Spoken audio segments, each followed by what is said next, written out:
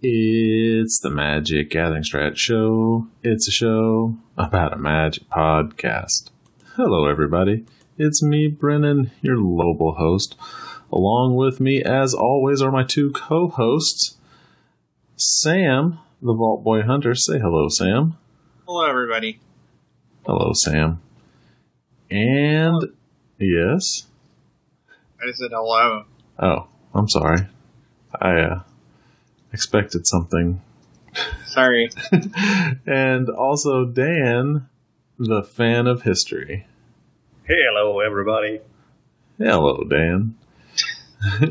Tonight we're going to have a special guest. You've seen him streaming. Now you can hear him pre-recorded. It'll be Pierakor, our resident Bantfog player, coming live at us. So let's first of all talk about Standard Pauper. Then we'll kind of do our weeks in review. Then we're going to talk about Classic Pauper. All right, we're going to start off the show with the Standard Pauper. SPDC 2909 this past Sunday, June 7th, 16 players, 16 decks reported. Thank you very much. 3 round swifts, top 4 playoff hosted by our good buddy R. Remedio. First place, the Mono Blue Controls with a 4-1 record.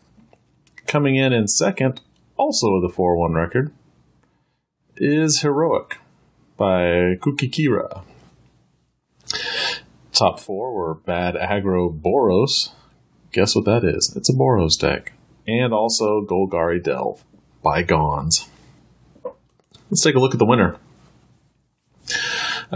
Special note at the bottom. This is a deck by Dr. Chris Baker, version 3, but has a Guardian of Meletis in the main deck, 2 anticipates main, and 1 anticipates sideboard. Now, a little bit of changes. Anti-aggro tech right there. Yeah. Good lord. Okay. Yep. So let's take a look at the deck a little more in depth. We got the 4 Jeskai Sage. Only 3 Whirlwind Adept, which I think is a good call. 2 Nimbus Naiad, always good. 1 Benthic Giant. And it's actually Guardians of Meletis. Look at that. An 06 Defender. Crazy. And 1 Omen Speaker. Let's look at the spells. 4 Divination. 4, well, that's supposed to be Griptide, but there's 4 Treasure Cruise. Let's see if the next one's Griptide. There it is. Little technical difficulty, but we got 4 Treasure Cruise, 4 Griptide, 3 Negate, 3 Nullify, 2 Anticipate, 2 Rise of Eagles, there's some aggro for you, 2 Whisk Away, and 1 Voyage's End. That is some control, if ever there was a control deck. I really like the 3 Negates main. That just seems like it's super good in the format. So I agree. Along with those Nullify, it's essentially 3 Negate and 3 Remove Soul. Yeah, I mean, the fact that they hit a lot of really horrible permanents, I mean, that's excellent. So heck yeah. Alright, we got 15 islands. Look at all those islands. 4 Evolving Wilds and 4 Radiant Fountain. That's a little different. The other deck, I believe, didn't have any Evolving Wilds. If I remember correctly. I thought it was 16 islands and 4 Radiant Fountain. No, I think it had. It did? Yeah, at least the Chris Baker's version had. Yeah, okay. Good. I think it had the 1 more island. Yeah, I know it had 16 islands, because I had to delete 1 island off of last week's. I think 23 is a bit thin. You really want to hit your land drops. Yeah, especially to cast all those big spells. Because Benthic Giant and Whirlwind Adept are, man, huge. It's going to be like waiting for Christmas for those to get there. I mean, you've got the Jeskai Sages that block and draw for you. You've got the Anticipates. I mean, You got the divination, so you're probably digging for mostly lands almost all of the time, I feel. And just kind of holding off hope that you hit your bombs at some point. Yeah. Thus all the anti-aggro. Well, let's look at an opening hand. We have Radiant Fountain, Evolving Wild, Island, another Radiant Fountain, oh boy, Divination, Nimbus Naiad, and Griptide. You're hitting your land drop, Stan. I mean... You are hitting land drops. Would you keep this, or would you throw it back? Easy keep. I would keep it. I mean, it's a deck. It's a hand that a control deck wants.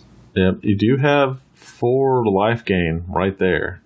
I mean, you're doing nothing other than playing that land, and you're gonna hold off some early aggro. And you have Divination to pull more. You have a Nimbus Naiad if you just want to cast it right away. And also Griptide for bigger threats by the time you get there. Yeah, I would have to keep it. So let's look. Here's the curve. It's more of a ski jump. It goes from 2 quickly down to 3, and then kind of levels off there at the bottom. Yeah, this one is the 4/7 casting cost cards. Yeah, the Treasure Cruise, and then in the 6th slot of the Rise of Eagles, and then here you have your let's see, it's Whirlwind of Depths. Whirlwind of Depths. Yep. All right. Let's look at the next 6 cards and see if we are rewarded. A Griptide, not bad. Treasure Cruise, pretty good. There's a Whirlwind of Depth for you. Still need a 5th land. Still need a 5th land. There it is. We hit it. Turn Right 4. Right on time. There's a Negate. And then another Treasure Cruise. That last cruise isn't great, but, I mean... It's always great. If you're asking Dan, there is never a bad time for Treasure Cruise. I'm not saying that it should get banned in every Legacy format or every Eternal format or anything. Right. I think this hand would be pretty dead to a good heroic start. Mm-hmm. But that's my feeling with this deck all the time, that you really can't handle a very quick start. That's my true. big fear would be the tokens deck. I mean, it just feels like the tokens deck can go super wide.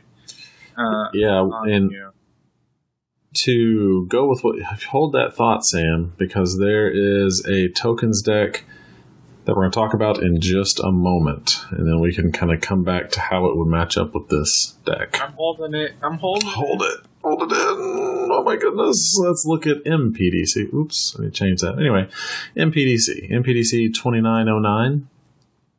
This last Monday, 14 players, only 13 of you reported in. I'm disappointed in you. You've made me very sad.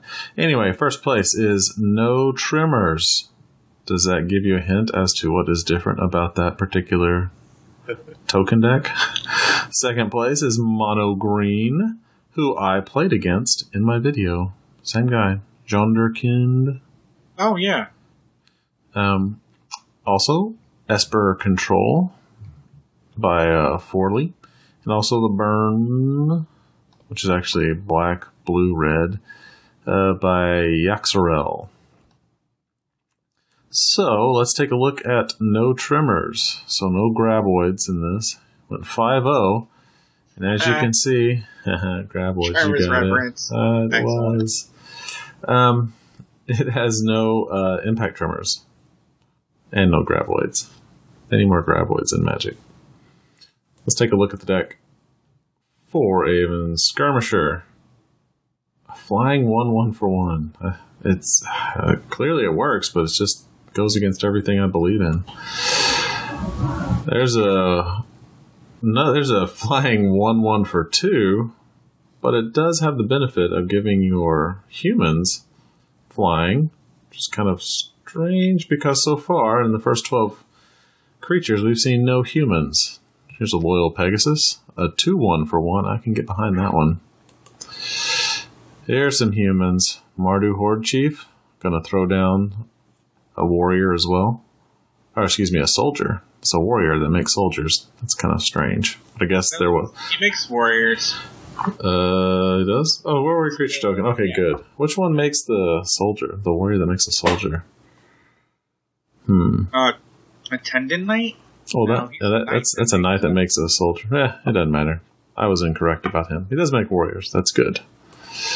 Sandstep Outcast makes a spirit, which is... I love this card. 3 mana for a flyer and a 2-1. That's great. And the Selfless Cathar sits there and prays your way to victory. Okay, next, 4. Raise the Alarm. Now there's some soldier creatures. Do those count as humans for the flying trigger? I don't believe so, because they don't have the subtype on the card. They just have soldier. But they are humans there, and they're not cat soldiers. I mean, if you look at the Raise the Alarm from Mirrodin block, they're like... They're core soldiers. They're Anarok, or whatever that... Oh, Ariok? Yeah, they have robot, half people thing. Because they got that liquid metal stuff coming out of them. Yeah. And I like how Raise the Alarm has Village Bell Ringer in the background. See that guy? It does. That's awesome. Triplicate Spirits. That's a good card right there. So crazy it came out in a core set. Ah, yes. And this is what I thought all of the token decks were missing. Trumpet Blast. Seriously, it's only 3 mana. It's instant. You can do it. And they did. And he won 5-0. I love it. I'm going to say it was my suggestion to add Trumpet Blast that gave Gons the victory. You're welcome, Gons. That's really has nothing. I've never spoken to him other than when we play against each other. So anyway, also Warflare, you got 3, which is pretty good. That untap is so relevant. It's not, you have that same 2-1 that Trumpet Blast gives you, except it's not conditional, and you untap your creatures. That's handy. Hey, Dan, have you played this deck? Not really, not in this incarnation or close to it. I know I watched Brennon and I've watched Gwynedd. He recently put up a couple of videos. He did. And Warflare just seems super clutch. Yeah. Super clutch. I mean, being able to go on the offense and then still have everything back to block. Mm-hmm. Yeah, so, yeah, I really like Warflare. For 4 mana, it didn't seem like it was going to do enough, but it really pulled its weight. The thing that I found even more useful than just holding back to block, because for me, I just want to turn everything sideways all the time, was then attacking with 4 or 5 things, doing a poop load of damage, and then being able to cast Triplicate Spirits off of them after that. Oh, that feels good. Yeah, it does make you feel pretty good after that. About this deck, then, I found it very hard to put 4 Treasure Cruise in it, so that's why. That's why you haven't played it, yes. I can see how that could be a problem. Yeah, it was. It's very difficult. It's hard to splash a 3rd color. Yeah. And also 2 Lightning Strike. I guess you could cut the Lightning Strike. No, you don't want to cut the Lightning Strike. That would be horrible. Yeah. All right. You got 9 Plains, 4 Evolving Wilds, 4 Montagnes, and 4 Windscarred Crag. So, Sam, you were saying about the mono blue control versus one like this. I think if this gets going, Lord help the mono blue control. I feel like if they don't have a negate to counter the first token producer, like the first Raise the Alarm, if this deck is on the play and it's dropping some of these threats, it just feels like it's just going to be overwhelmed. Did he play? No. I mean, he played 2 Esper Control decks, which are poorly playing Esper Control twice. Right. Which is probably not too dissimilar from a good control deck. He's playing Whisk Aways, Negates, Ojitai Summons. I mean, this has some of the same idea behind it. Right. And I mean, he beat Forley 2-1 the first round and 2-0 the second. So, I mean, he only dropped one game there, so... Yeah. So, like, this is kind of the deck designed to be aggro in the format, or be control in the format, so... Right. The thing I see is you reduce all their removal to removing half a card. Not only that, but, like, are you going to really whisk away a Horde Chief or a Sandstep Outcast? So they can just cast it again? Yeah, just feel good about, hey, have some more tokens. Right. So... Yeah. It's like, I get to draw my token producer again? Wow, thanks. I mean, and a lot of your cards dodge nullify. Mm-hmm. A lot of your threats do, so... Very interesting. Well, let's look at an opening hand of no trimmers. Plains. Crag. Skirmisher. Raise the alarm. It's already getting interesting. Cavalry Pegasus. Loyal Pegasus. Horde Chief. Wow. You just need one more land and you can cast everything in your hand. I think that's a snap keep. Yeah, yeah, same here. And I would probably start off... actually, I can't even think about what I would start off with. Am I start off with Aven Skirmisher and then following up round 3 with Raise the Alarm? Or do I do Aven Skirmisher, then Loyal Pegasus, then Raise the Alarm? You know. That's my line. Yeah. I think that's probably the best play. Because you can attack on turn 2 with Aven Skirmisher. Turn 3, you're attacking with both Pegasus and Aven Skirmisher, casting Raise the Alarm into their turn. Or, whenever that is. Yeah, I don't know. I think it's real good. Let's look at the curve. This is a weird curve. We haven't seen anything like this in a while. Oh, the trips. Okay. Yeah. Triple get spirits out here. But yeah, it's very even on the 1, 2, and 3. Isn't that crazy? Then you have your 3 War Flare and triplicate spirits. Very, very even. Hopefully the trips would be a lot closer to the 3 or 4 in reality. Yeah, I would say at least 4 at the very least. Because the thing I love is when you can cast Raise the Alarm and it's the same as still keeping up 2 mana to cast triplicate spirits. It's wonderful. Mana that can attack. Yes. It's beautiful. Triplicate spirits. Now I kind of hate that it has Convoke because we'll probably never see it again. Just like it's going to have just the year in the sun and then... It's gone forever? It's gone forever because it's got a weird ability attached to it.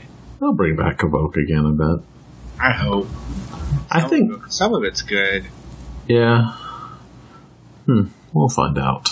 Alright. Let's look at the next 6 cards. Have a plane, so you can cast your Horde Chief now. Oh, there it is. The Trip Spirits. Looking good.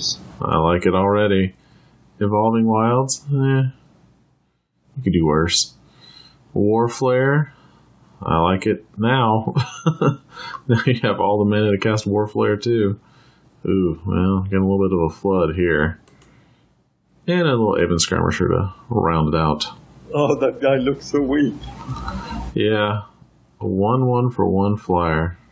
I mean, I understand they're playing it to enable raid, but with 4 raid cards, do you really have to worry that much about enabling raid? I don't know, I guess you do. But what do you put in instead that's a threat for 1 mana? It has to be white. Has to be white. 1 mana? Yeah, because you can't put in Lagana Band because don't have any targeting things. Yeah. Here, I'll look up and see what my options are. Okay. While we're talking. Yeah, because or possibly a red. I guess you could do 1 red, although you'd have to screw with your mana base then. Because then you're adding 4 more red cards. So you're going to have You would want it to be white, so you wouldn't have to expand your red out any further than it is. Yeah. Because now you're only relying on red to bolster your threats. You're not relying on red for your aggro. That's why there's no dragon fodder in this deck. I think it's actually... I understand not wanting dragon fodder in here, so... Yeah. And then no impact either. Let's see. Okay, so let's do converted mana cost. I have Gatherer open. Right. I wish the interface was better here. It's driving me crazy.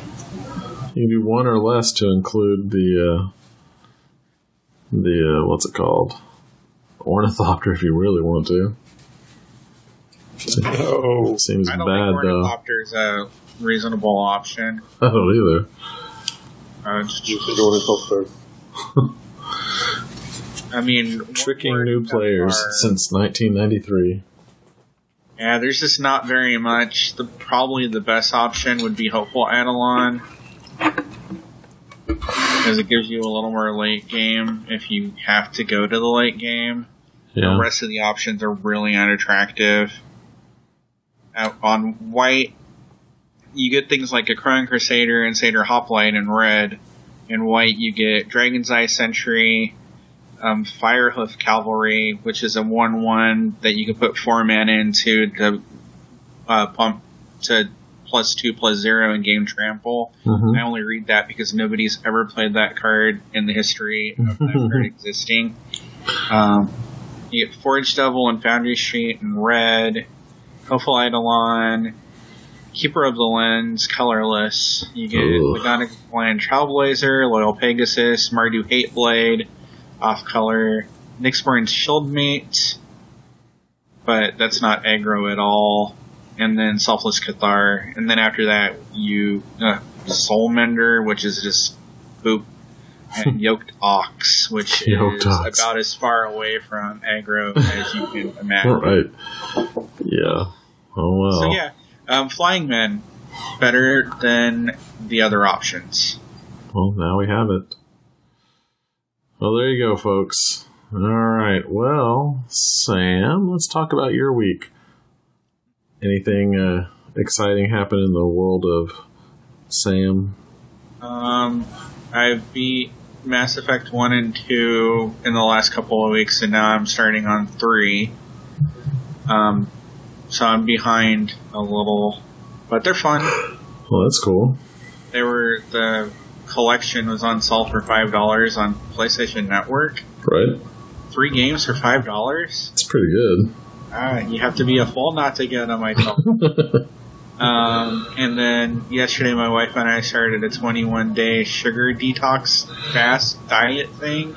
Yep. And it is killing me. It is. I realized today that like 93% of my food is carbohydrates. Hey, I've been trying to encourage you by only sending pictures of healthy food. Sending me pictures of chicken wings and you double fisting bread at a restaurant. Different types of bread, Sam. What are you gonna do? And I'm like, I'm gonna eat some lettuce and cry. And I'm here to help you. Yeah, it's super helpful. Thank you. Wow. I just did an update on my queue, so I'll update that. Cool. And I'm trying to think about Classic Pauper, because I feel like there's got to be a good metagame deck that nobody has built that can get around the 3 big decks in the format. Right. Because there's just so many weaknesses in like a few of the decks that I don't think enough people exploit. So I'll see what I can come up with. I think I'm going to help Roberto help me out with that, because he's got he's got like a beautiful mind for deck building. And a shout out to Roberto. I don't know if anybody else knows, he was on like Edge 3G all weekend while he was hosting. Wow. the event on Sunday, so like he went through some heroic measures to make sure that Sunday fired. So big shout out to him. That's incredible. Goofy internet all week this last week, so Yikes. yeah. So I'm like, oh, my cable internet. I would miss it so much if it was gone away. So. And from what I understand, the public works in Brazil aren't in any hurry to help anybody. Ugh. So anyway. It'll be okay. But it's hot, and it's summertime, and there's a million mosquitoes because Yes, there are. we got like 2 inches of rain in like the last week, which is nothing, but I mean, nobody around us seems to be dumping their standing water out, so it's like Mosquitoville. My son is just covered in bug bites from it. Yuck. Ugh, super annoying, but We have air. that's my week. Okay, cool. All right, Dan. Well, as we mentioned, other games I made. I have biked quite a bit, and I made 5th place in the world in turf game. All right. If you know Swedish, you can check out the YouTube channel Turf Game, which I also run. I finally won Stockholm. So Way to go. took 6 months. I spectacularly lost in November, becoming number 2. And now I finally got the Stockholm medal. Well, congratulations on your turf gameness. Yeah, I also confusingly played another GPS game called Turf Wars Right. to great success lately. Why would they name it so similarly? Turf Wars is an American game, and Oh, Turf Game okay. is a Swedish game. Gotcha. Okay, on to Magic. I've been playing Dano Bear's Delver List, but I haven't had much luck lately. I've been playing... I asked Roberto what's up with Gary's Cruise, Right. that Dragons of Tarkir exists. And he told me that he has been playing similar decks, so he sent me a list for Grey Drowner or Asphodel, Mm-hmm. which is even more grindy than Gary's Cruise. Oh, wow. So Who would have thought that was possible? and maybe it's even too grindy, I don't know, but it's hard to get the exploit thing to really work as smoothly as Gary's Cruise did. Gotcha. I miss the Death Touch guys. What did you guys think about, both of you have done, you went out, you spent some money, you did some Modern Masters. Yeah. What were your thoughts? Oh, it was fun, but my Modern Masters draft went horrible. I think if you would have been the only person drafting Affinity, they would have been a lot it better. looked like I was. I was thinking, Yeah, there was so much open. Opponent. I was trying to get the tokens deck, and then green dried up. So I was white, and then I saw all these mirror forces passing by, and I was like, oh, I'm doing it. So I went Affinity, and I thought I got like... it was a failed Affinity deck, which is extremely dangerous then, according to LSW. But I thought, okay, I have 16 artifacts, maybe this will work. And then I ran into Affinity, something else. A tokens deck, actually, and then Affinity again. Right. And I lost against the Affinity decks. So I started my The Modern one guy Masters. had radio platings and stuff, I mean. Ugh. Yeah, but we cannibalized each other quite well. One of them was mono blue, actually. Yeah, that one was crazy. I really thought you were gonna take his lunch. Yeah, and I definitely should have. But it was very fun. I do like Dragons of Tarkir, but I might just do Modern Masters from now on. Yeah, I failed. Of July, so. I knew they would. It's making so much money for them. Yeah, I think they're gonna run it longer. Yeah, they'll probably extend it till August, just like they did with Vintage Masters. You know, the packs are like $3 cheaper online, too. Yep. That's nice. That's awesome. And I played All-in Allies for Modern, but I'm looking for another Modern list. And it's soon time to rebuy the Tron deck. Yep. Very close to it. Which is I got awesome. Oblivion Stones in time before they shot up. Nice. So far up. Yeah.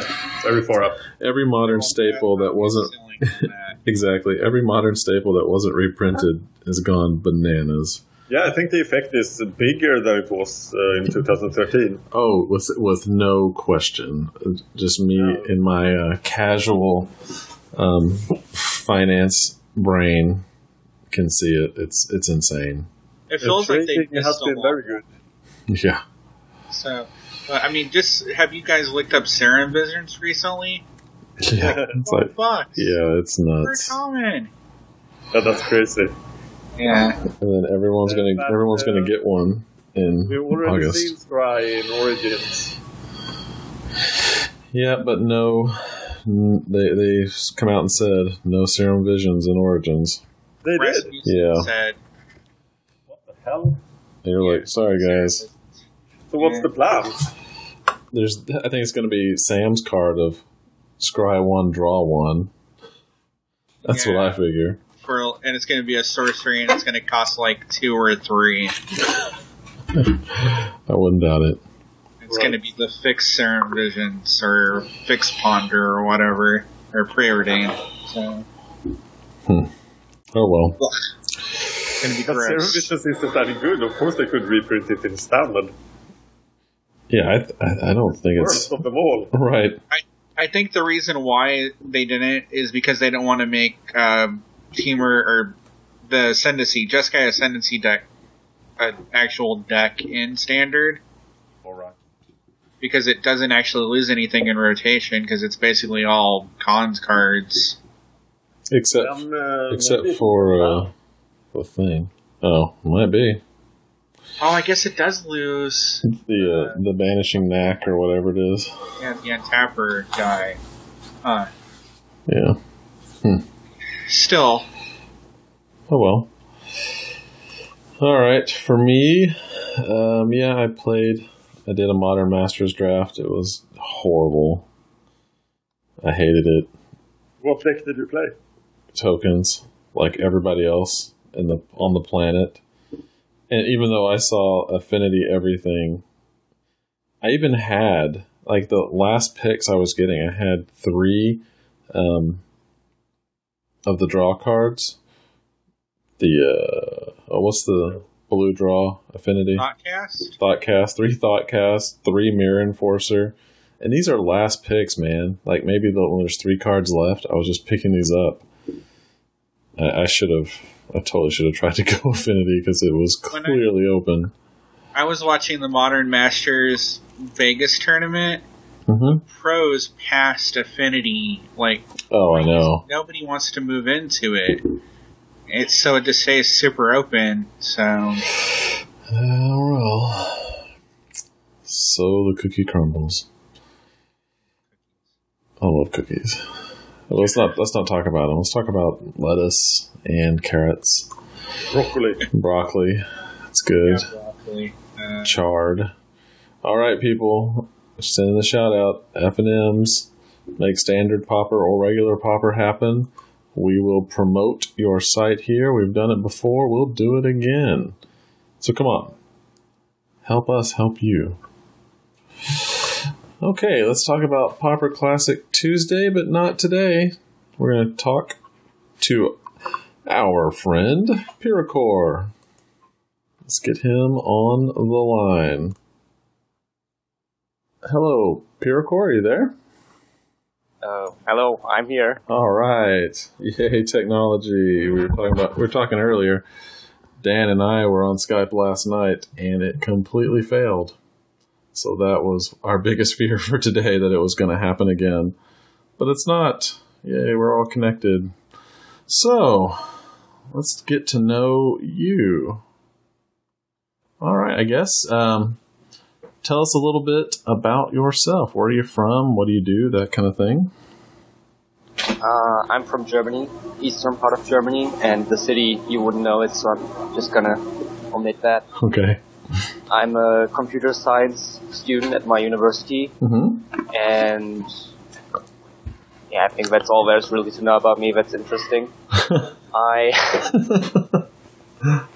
When did you stop playing Magic? Well, that's going to take some time to answer, really. Well, that's fine. We got time. So I first played Magic, I think, when I was like 11 years old or 12 years old. Okay. And I think Kamigawa was the latest block release at that time. What a horrible time to start. Yeah. Well, the thing is, all the cards I ever saw were from Onslaught and Mirrodin, so it didn't matter to me. Oh, I gotcha. It was extremely casual. I just played with a couple school friends, and I didn't even get to know the rules very much. I basically just knew the difference between instant sorcery and that there was like two main phases. I didn't know what an upkeep was. Oh, wow. I didn't know most of the things. I blamed on the people who taught me the game, because I was a pretty smart 11-year-old, so I think I would have understood at least some of the rules. But anyway, it didn't stick very much. I had a very cheap deck, like a $5 deck, and I went to my local store like once, and I played against the Black Lotus turn 1. Oh my gosh. So it just didn't work out, and I didn't have the money to really support this hobby, so I just dropped it like after a month or so. Maybe it was 3 months, I don't know anymore. Oh, wow. And I was a pretty huge fan of the game, though. I always knew that I wanted to play the game, I just didn't have the money yet. And what I did is, I bought the books. Like, I remember Ravnica released like a year later, and I bought all the 3 books, and I was a huge fan of the series at that point.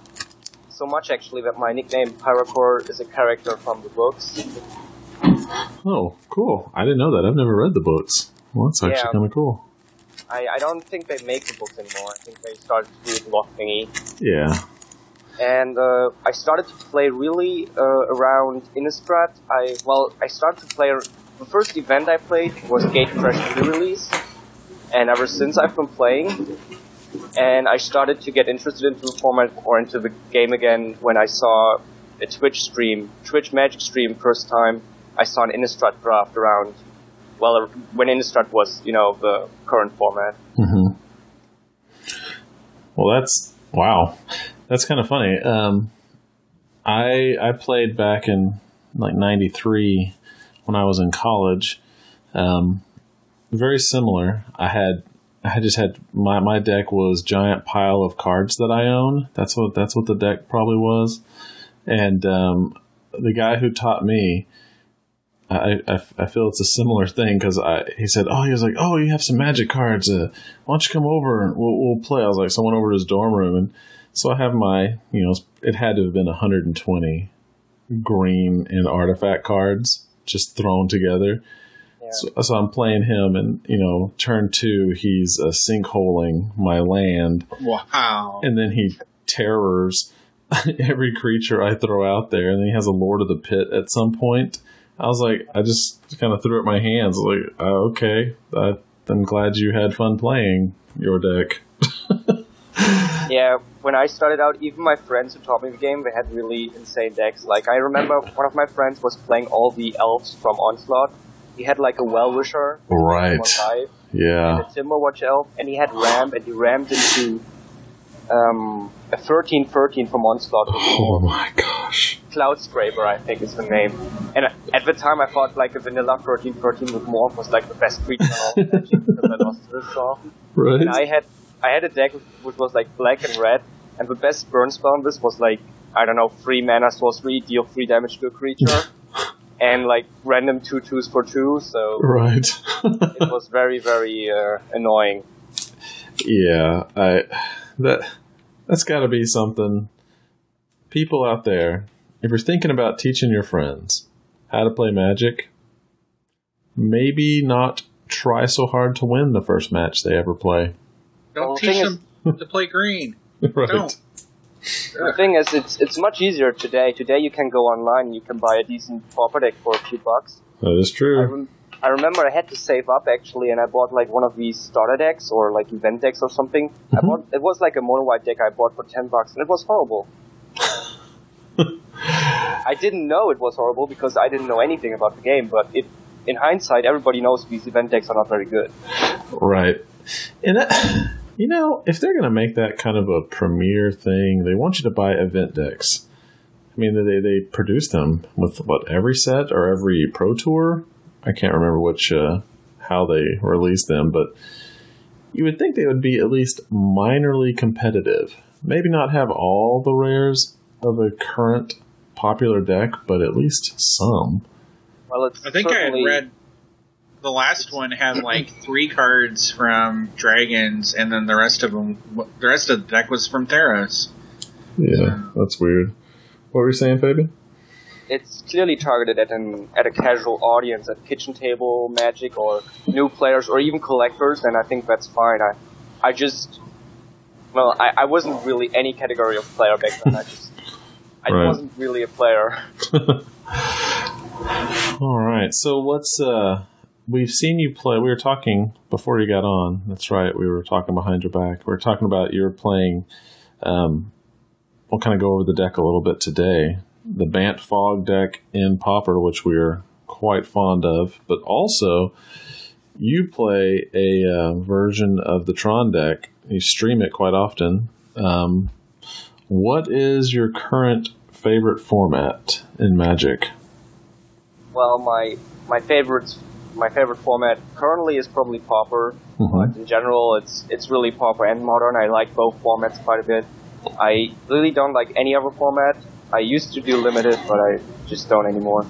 And currently it's Pauper because Kolagan's Command happened, and like 2 or 3 weeks ago I played a lot of Modern, and then I always lost to Kolagan's Command, or games which would have been close were just tipped over, right, and were suddenly unwinnable, or games which I should have been able to win were suddenly just very, very close. And it just made a huge difference, and I saw it all day, every day in Grixis list, Grixis Twin, Grixis and I got frustrated, and so I just said, well, I'm just going to play Pauper for a couple weeks. And I did the same thing the month before when Treasure Cruise was banned. I didn't play Pauper for a whole month, so it goes back and forth, but really, I really like both formats. I think they're really diverse. You have great choice of decks, and there's no, people say stuff like Tier 1, they often say Bandfox is not Tier 1 or Blutron is not Tier 1, but I can beat every other deck. There's not a single deck, not even, the Delver matchup for Bandfox is unwinnable, but pretty much every other deck you can beat if you just play really good or if you draw a little bit lucky. And because the format is so diverse, even if you have a really bad matchup, it's at most like 10% of the meta, so 9 out of 10 games are not going to be against, an unwinnable matchup. Right, and that's one thing that my personal, story behind that Bant, your Bant Fog is I had a Azorius Fog deck. Was one of my very first Pauper decks when I first installed Moto and started looking for things to play. I couldn't play Standard. I didn't have any of the cards, and I found Dan, his YouTubes on Pauper, and then I found that Azorius Fog list. One of the things that I really like about your stream is the way you talk about all of your choices that you make, and it's an extremely technical deck to play. There's so many, like each choice. And I know it's kind of silly about saying, each choice has a consequence. Well, yeah, but sometimes if you're playing an aggro deck, it's like, what's really the consequence from playing this one creature over this one creature? Maybe this one does one more damage. You know what I mean?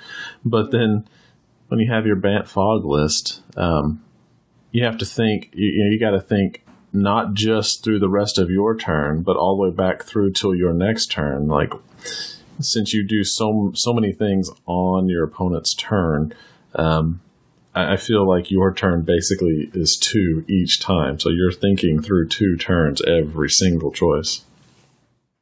Yeah, it's certainly one of the more skill-intensive decks, and a lot of people don't understand that. You often hear people say something like, it's just a Snorefest, or you just, it's kind of like Storm or X, that you just play with yourself, but it's not interactive. That's not true at all. I think it's very interactive.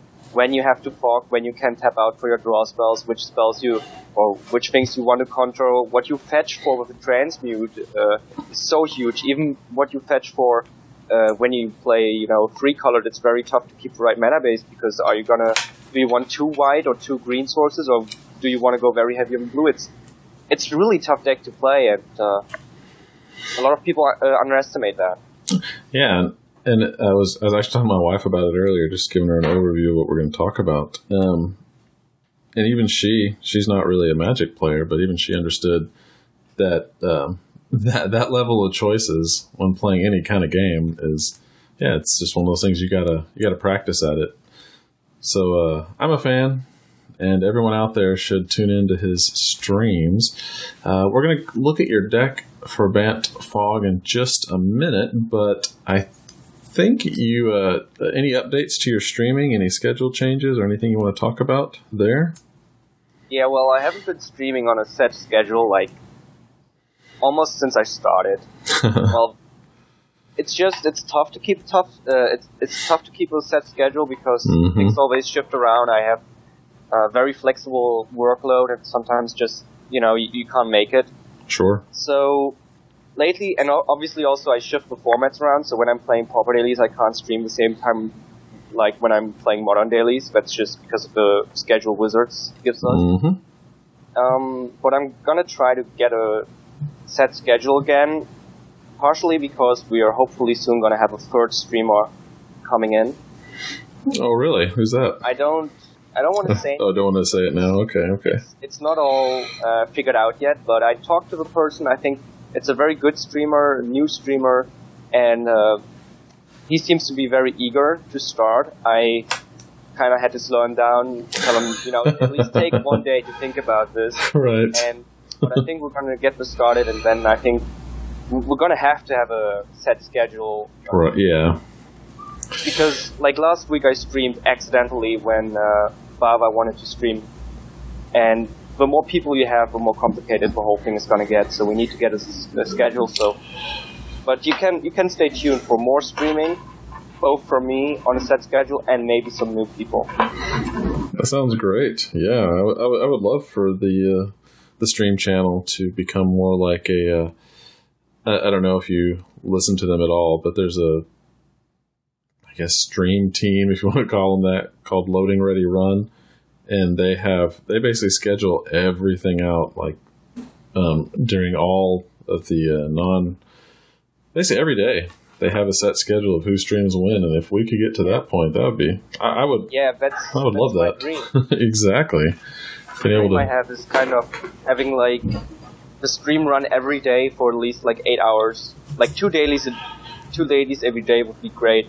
But no single person has to commit, more than maybe 10 hours a week. So it's still possible to, have personal free time. You don't have to be a full-time streamer.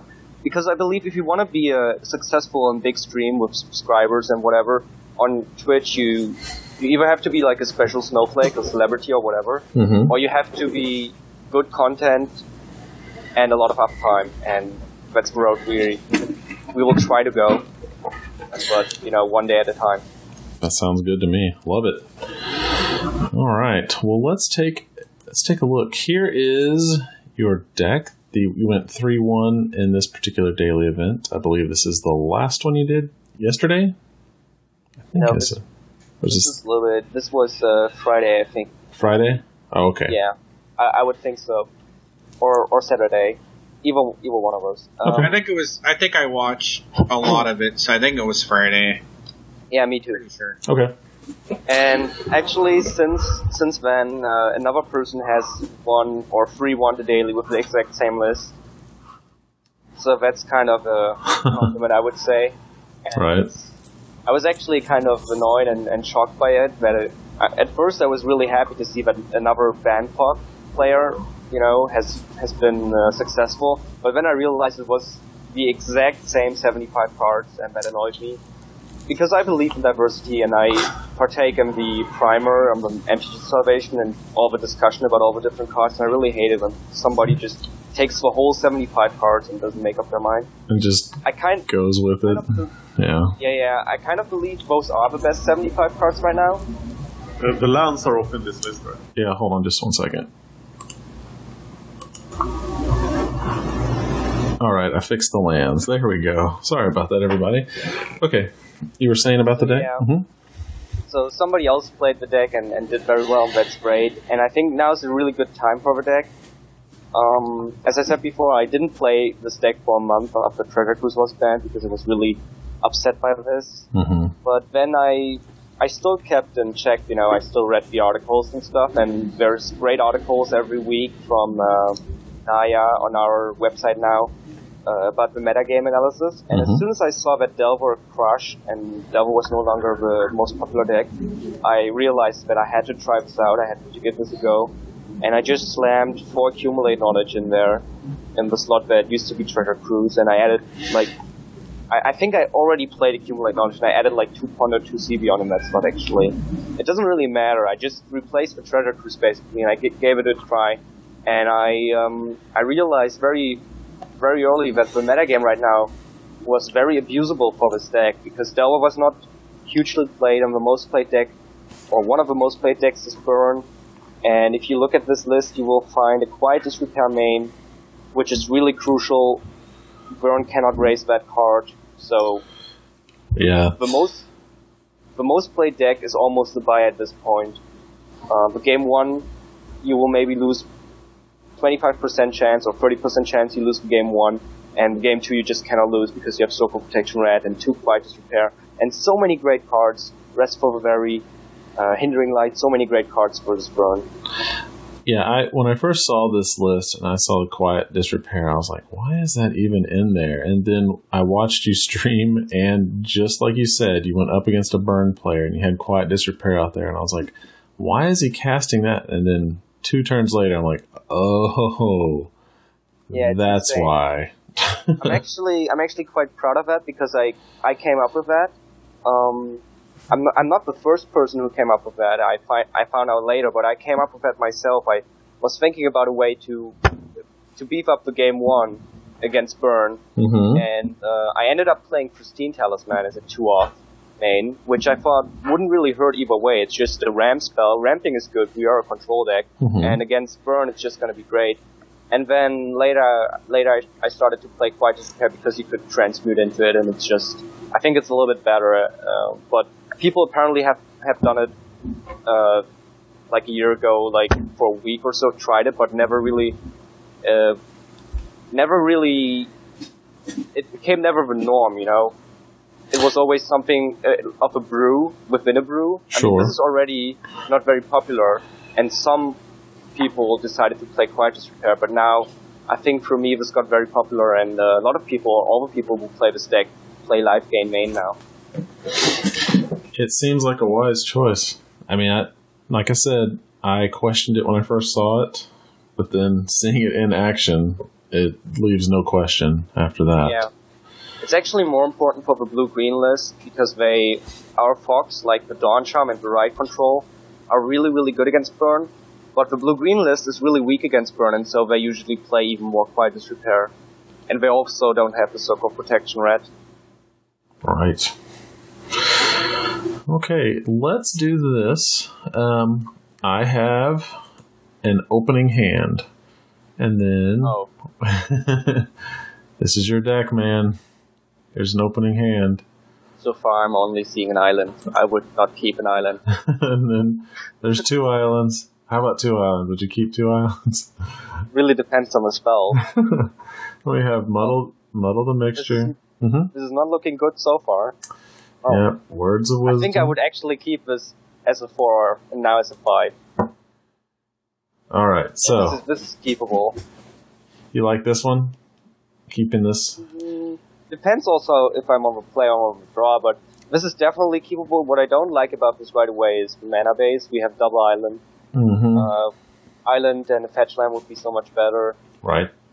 What I do like about this is we have some diversity. We have 2 Fox, 2 Counter, 1 Fog, 2 Draw spells. So of these 3 categories, you kind of want to have at least 1 of each. And you could argue that the draw spells are the most important. So we have that going for us. And because the mana base is so tough, I tend to keep any hand that has a blue source or access to a blue source through a fetch land, and at least 2 mana at 2 lands. And then the spells don't matter. So this is even better than some hands I would keep, you could say. Oh, wow. That's what I was wondering. Okay, so if you were, let's say you're on the draw, what's your first 3 turns look like? And we'll get to the next 6 cards in just a second, but what are you thinking now would be your first 3 turns? Well, play the islands, and if we find a Ponder or Brainstorm turn 1, we're obviously going to resolve that. Otherwise, we just accumulate knowledge of words, try to dig into more lands. Hit our land drops is the most important thing in the early game. Okay. Because we are a control deck, and as I say so often on the stream, on turn 6 or turn 7, oftentimes you want to muddle, or you want to transfer it into a fog, play that fog, and either protect that fog with a contour or play a draw spell. So you need 6 or 7 mana on turn 6 or 7, so you need to hit all your land drops the first 6, 7 turns. So just resolving the draw spells is the most important, but it really depends on the matchup. If I see, for instance, that my opponent is playing Burn, I would probably not resolve the Words of Wisdom, and I would try to Ride Control in response to a Fire Blast or some other really effective burn spell. I gotcha. Well, let's take a look and see what the next 6 were. First is an Evolving, so first draw. Get an Evolving We would off. obviously play the Evolving Wilds turn 1. So there we go. So you have 3 lands available. You get another Words of Wisdom. And draw Yes, 2. Turn 2 we probably play the Accumulate Knowledge, so we don't need to draw 2 very early into the game, we'll just have to discard at some point. So we keep the heavy hitting draw spells for later when our hand is smaller and just use the Accumulate Knowledge. Turn 2. That makes sense. Yeah. Then you have See Beyond. Well, it really depends then on the matchup. Turn 3 I would probably transmute into the first Jace. Or maybe we already have to keep Ride Control open. I don't think I would ever play the CB on turn 3. It's probably transmute or Words at his end step or something like that. Okay. As you can see here, it's tough to talk about the steps which you want to do. Right. Because it is so interactive. It really depends on what your opponent is playing. Exactly, because like you've already said, if you're playing against Burn, you would already make completely different decisions as opposed to playing against Stompy or even Tron at this point. Yeah. All right, and then you have your Quiet Disrepair, which...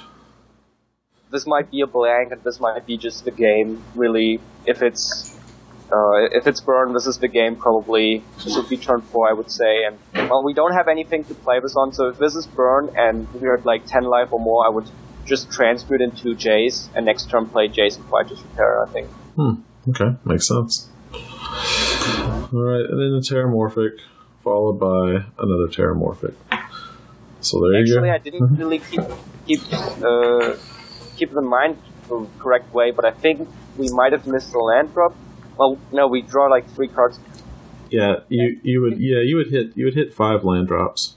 Yeah, I think this is against some decks. This is really not great because if it's like a really fast, I don't know, Stompy or Eye Candy like Delvathine or something like that, we might lose because we only had 1 clock and we didn't find another clock very fast. But we had the 2 transmutes, so at least on turn 3 we would have been able to transmute into a Moment's Peace.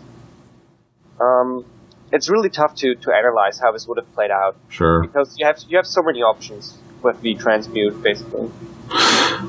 Yeah, and that really changes the game right there. Because then how many cards in Pauper let you do that? You have your transmutes.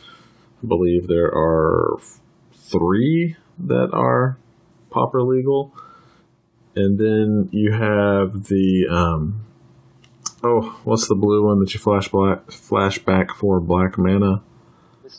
Mystical Teachings.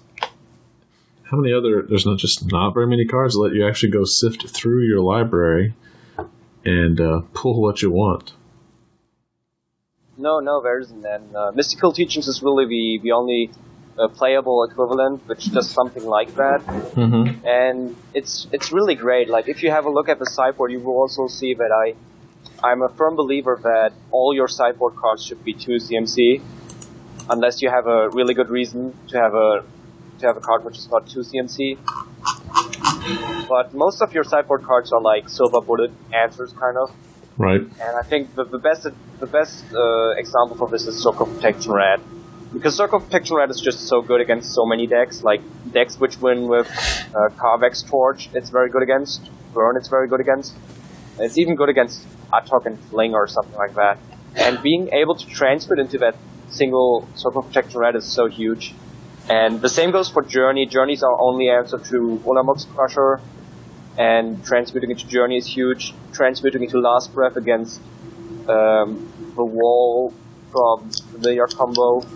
Oh, yeah. Mnemonic Wall. And also, there have been times when I was at like 2 life against Burn. And I knew transmuting into Quietus Repair wouldn't be fast enough, and then I transmuted into Restful Very. Boom, I gain 8 life. That's like 3 for 1. Wow. Yeah. Yeah, you have a sideboard that reminds me of the sideboards I've seen in Legacy when people use, Burning Wish to just go grab whatever they want. So yeah, it's a great sideboard. It's I used to, I guess as people mature in their Magic play, I used to basically my sideboards were all 4 this, 4 this, 4 this, and 3 of this. But now, again, as everyone grows in their abilities, you learn that having, like you have here, lots of varied answers seems to always be a good thing, which is, this has so many answers. And the fact, again, going back to the ability to transmute, being able to grab whatever you need when you need it is certainly ideal. I actually want to play some Graveyard Hate on the sideboard, and I tried out Relic, I tried out Tormod's Crypt, and the reason I don't have any Graveyard Hate in the sideboard is because there's no good Graveyard Hate on 2 CMC. Oh, wow. Because I feel if you want to have access to the Graveyard Hate, you have to play like 3 or 4 copies, and that's just unreasonable. You don't want to use up 3 or 4 slots for something that's only going to matter like 10% of your matches. Sure. And you can't transfer it into it, and there's just no good sideboard hate at 2 CMC. And another thing, I tried out a list once which didn't have Circle Protection, it had the other thing which has Cycling. I think Rune of Protection. Oh yeah, the runes. The rune cycle. I played one of each rune main, and the idea was to transmute into whatever rune you need this matchup.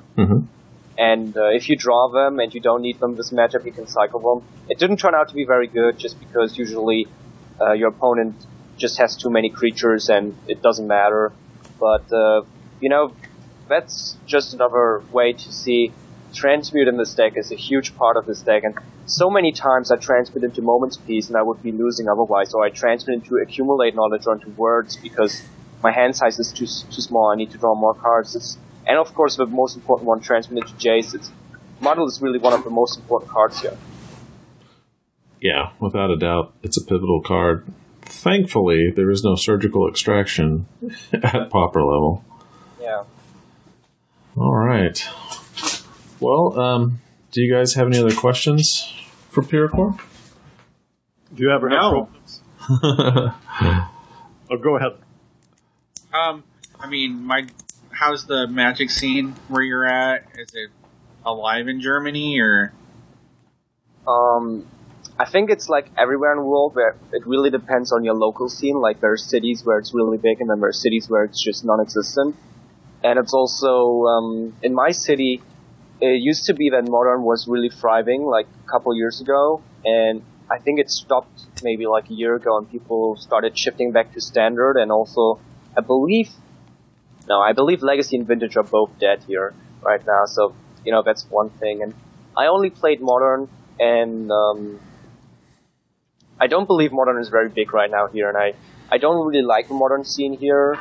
I don't like playing paper Magic in general. There's just so many things annoying, shuffling, people who are jerks, playing tier 1 decks and complaining when you beat them with a tier 2 deck. Right. Stuff. So it's not all bad, and there's good things and bad things, but I just really like playing online more at this point. Oh, yeah, I completely understand. Dan? Collection management alone. Yeah. No kidding. Dan, you were going to say something? Yeah. I expect that the 3-color mana base will cause you problems some of the time. Yeah, it does, yeah. Yeah, but it's still superior by far than to any 2-color option. No, I wouldn't say that. So which one is the best 2-color option? The best 2-color option is without a doubt blue-green. Now the real question here is the blue-green version better than the 3-color option? And that's that's a question which we've been kind of avoiding in the primer. In the primer of MTG Salvation, there's basically just two people talking with each other, me and the guy who made the primer. And I'm playing 3-color and he's playing 2-color. And we are very fond of each other because one of us wants to be alone in that thread, so we don't go around telling the other person that they get worse. But obviously, we both believe that our own decks would be the better one, otherwise we would play it. I've often said on stream and also on the primer and stuff that I think the blue-green version is a little bit more streamlined. The wheels are turning more smoothly, you know. Right. And this one can get very easily, you know, you can throw a wrench in the gears and this one stops moving. If you don't find your lands, this is very, very, very weak against land destruction, for instance. And you will lose some number of games just due to mana screw, but I believe it's a low number, and I believe the white spells are really superior to the green spells, and I will argue that point forever. You cannot convince me of anything else. The White Fox, Dawn Charm, and Ride Control are superior to the Green Fox, and there's just no... Restful Very is better than Nourish. Journey to Nowhere is better against Mnemonic Wall than Lignify. So all the white cards, they have an equivalent in green, but the equivalent in green is just always worse. Right. Strictly worse. So I do believe the white spells are better, and it's your personal decision, I think, if you want to play the one which has the easier mana base with the worse spells, or you play the better spells and you have a problem with the mana base. I personally believe, obviously, this is the greater thing, and playing these white spells, I will never stop playing these white spells in Fog. I really like Ride Control and Dawn Charm too much, and also the Stormfall Protection Red. But you can't drop green then because you need Quiet Disrepair. No, you could drop Quiet Disrepair for Pristine Talisman, but the thing you really need in green is Moment's Peace. Moment's Peace is just hands down the best Fog there is. Yep. And I like you. I used to play my first deck. I also played was Blue-White Fog, like 3 years ago. Yeah. And that deck played 12 Fogs, but none of them was flashback, and you would lose some games just because you ran out of Fogs. And it really makes a huge difference if some games you transferred into Moment's Peace, and then same turn you use the Moment's Peace, and the next turn you use the Moment's Peace again, the flashback. So you buy yourself 2 turns. If you don't have Moment's Peace, if you play blue-white, best you can do is transfer it into Dawn Charm, and you kind of have to top deck in the next Fog for next turn. Moment's Peace, the 2-for-1, which is inherent in Moment's Peace through the flashback, is just so huge. You have to play Moment's Peace, otherwise the list is not going to be competitive. Right. Wow. Okay. Well, guys, that's going to bring us to the end of the show. So there's one more thing I can say about the deck. Since we talked about how this deck is very, very tough to play. Sure. If you want to see proof of that, there is a video. Before I started streaming here, somebody suggested to Baba that he should play my list after I won Pauper Classic Tuesdays. And there's a video of his channel of Baba playing this list, and if you see him play the list, you will realize that it's really tough because he is not doing a good job. Right. And, I'm sorry to say this, but he realized it himself. Oh, I'm sure he did. Time, and he made a lot of questionable plays. Well, I'll try to find the link so I can include it in the show notes. I hope you never look at my old Purple Fog video. I know. I've seen him. somebody submitted it to the last Pauper Gauntlet, the Bant Fog list, so I'm pretty sure that's up somewhere on the channel. Oh, that's funny. Oh, there's one more thing I could probably say. Sure. I'm currently in the Pauper League, in the community league we run. I'm currently 4-0 with this deck. Wow. I played every round with this deck. I believe I beat Slivers, Hexproof, Burn, but I'm not sure exactly about all the matchups because I play a lot. And I know that Bava is not necessarily in the top 8. So if he doesn't make the top 8, I will be probably recording my top 8 matches and putting them into the article so we have at least some video. Oh, that'd be cool. Yeah. Very cool. Lock for the top 8. How many people are 4-0? I'm 3-1. I think Bava said everybody who's 3-1 is going to make it except one person. Oh, wow. Guess we'll have to see who that is. And I think there's 2 people 4-0, and so that must be 7 people. Oh, that's right. 3-1. Well, okay. I guess it'll be a nail biter, and we'll find out this week at some point. Okay. Well, if you want to view our content that we've been talking about, MagicGatheringStrat.com. Also on YouTube, MagicGatheringStrat. And I have a cat trying to get into my trash can. Silly cat. Also, if you like what you hear and you like what you see, patreon.com/MagicGatheringStrat. Feel free to support us there. It's the best way to directly support. Twitter @MagicGathStrat. You can follow me @Cerulean Says Hi. Hello. You can also follow Sam @SPO7677. We're also on Facebook /MagicGatheringStrat. We'd appreciate it if everyone could like and subscribe. It really helps us out. So for the Magic Gathering Strat Show, I am Brennan. I'm Sam. I'm Dan. And this is Fabian. Yep, this is it. I'm still here. He's still here, buddy. He's signing off with us. I just wanted to thank everybody for listening and watching, and have a good day.